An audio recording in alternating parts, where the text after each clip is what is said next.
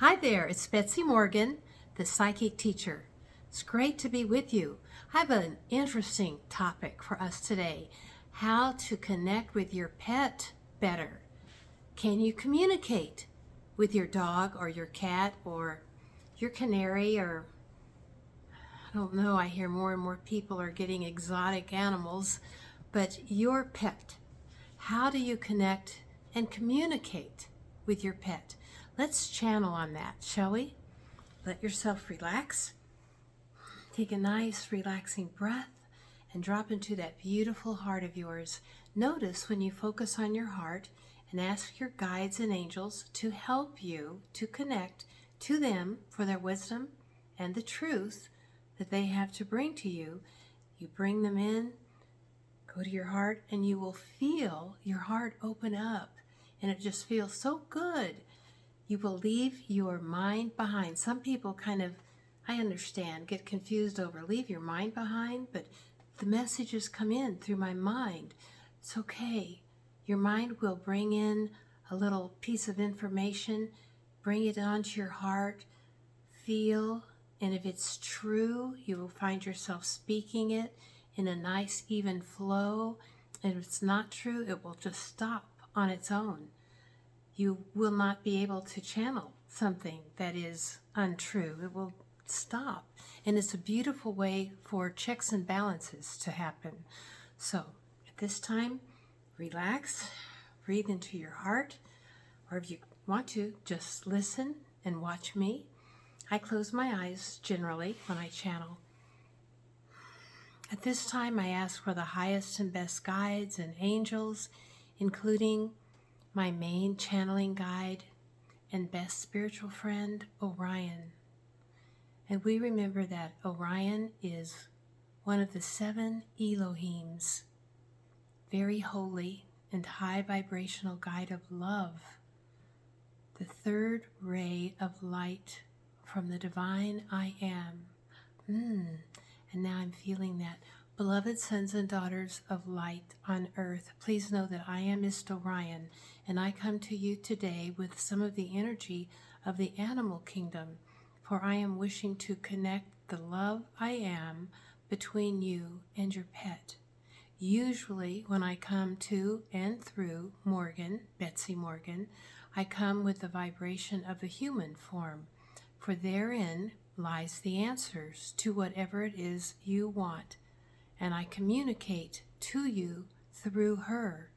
Today, I wish to teach you how to communicate through yourself to and from your pet, your animal. We want you to know first and foremost that the animal kingdom is love, and the human kingdom is love. So just because you have a different shape, form, or language does not mean you don't speak your true language, which is of the heart. Allow yourself then to imagine, pretend that you have ears upon your heart, as well as love and feelings and emotions. Your heart, your lead domino, will communicate to you as it is communicating to your friend, your pet. Could be your best friend, the one that you share all your secrets with, the one who will advise you. And you can listen to the advice, for so many of these animals, most of them are wise. But this wisdom appears to be kept within them. You can tune into it. Allow yourself, when you're wishing to communicate with your pet, to sit in a comfortable and relaxed position with them while they are comfortable and relaxed. If either one of you is nervous, anxious, hyper, it will be less easy for you to connect, for there will be a lot of strained mental activity going on. It would be best for you to connect with them and to receive the information when you're both feeling calm and loving. Notice that your pet will respond to your energy. If you calm down and feel loving, so will your pet. So allow yourself to take the lead and sit comfortably and quietly. Indeed, have a glass of water by you if you care to. And if you feel there is something more comfortable for your pet, a toy or a bowl of water, have it nearby. Treat them, in this case, indeed, if not always, as an equal, for they will recognize when you look down on them, see them less than, they will feel it. For the energy that you communicate with vibrationally is what your pet picks up. You can teach your pet English with a few words. Some animals can learn as many as 20 to 70 words, but you don't need to work on that. You can work with the word love, come, stay, sit, outside. Just choose a few that you find you use most frequently and work with those, and every time you take that action, say the word, and they will learn that word.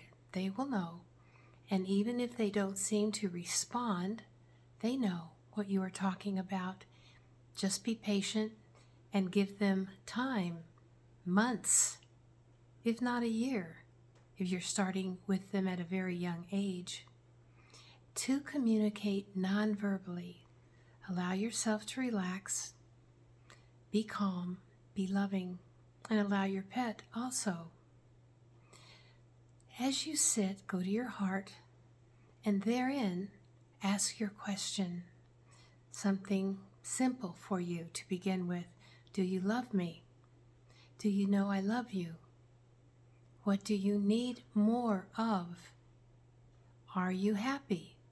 These are very good and simple questions, and perhaps as you begin this study of animal communication, begin each session with only that one question.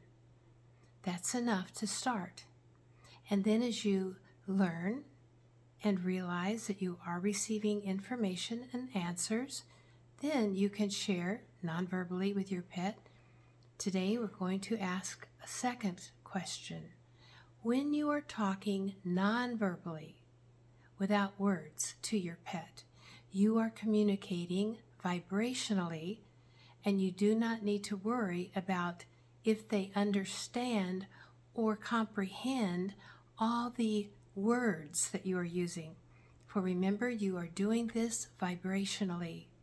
Establishing a communication of love with your animal will assist them and you in giving and receiving the messages. So let us start with, do you love me? Immediately, this is Betsy-Morgan speaking now, for I am doing this activity as you are doing this activity. I am doing it with my dog, my pet dog. And I am learning for the first time with you. Now I'm dropping back into the channeling state. Yes, indeed, we are here, and know that this is Orion, and I bring with me an animal communicator.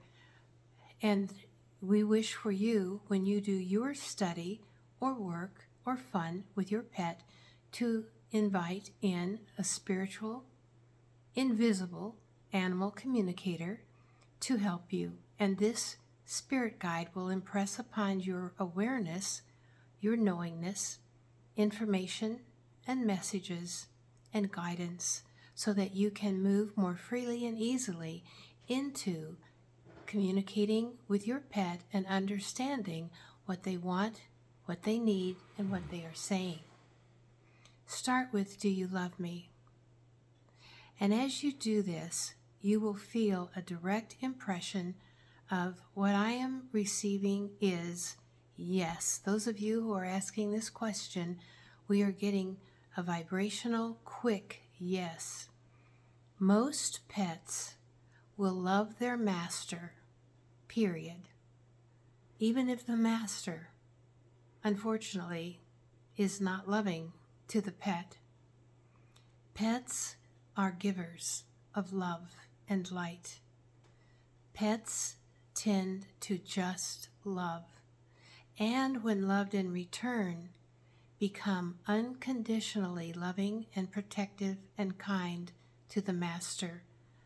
They may not always be so with other people, and especially with strangers. They may be cautious. This depends upon the breed, the upbringing, and their ancestral history, as well as their lives and past lives. Allow yourself to establish an understanding as you begin this study. Let your pet know that you are wanting to love them better, and that is the reason that you are talking to them nonverbally.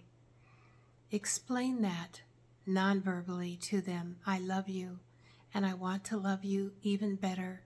I want you to be happy, and even happier than you are now. I want to tell you how I love you, and I want you to tell me how I can love you better according to what you want and what you need. Explain nonverbally to your pet, for they will feel the energy coming into them and moving, and they may wonder what's going on, but if you explain it to them, they will understand and be at peace. Bring yourself into your heart. Establish love. Explain to your pet, I'm wanting to love you better.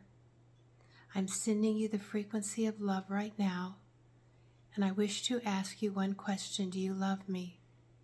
Your heart will feel it immediately, the yes or no.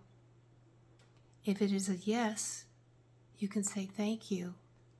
I love you too. If it is a no, then respond with, why not? What am I doing wrong? What can I do better?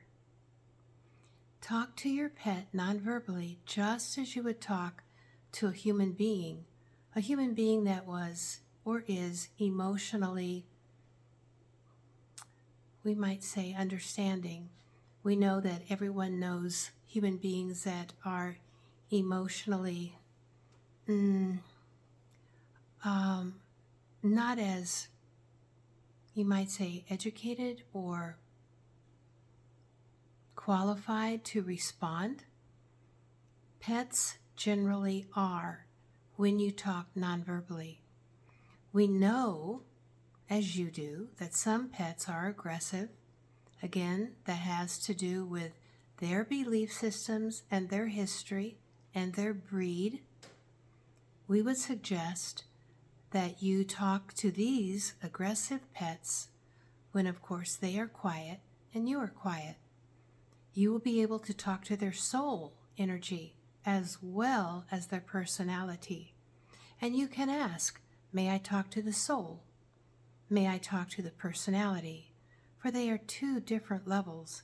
The soul of a pet, even as a human, is more advanced, more loving, more calm, more wise.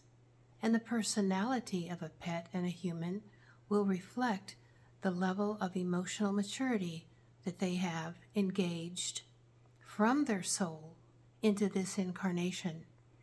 Some human beings are not emotionally mature. Some pets are not as emotionally mature.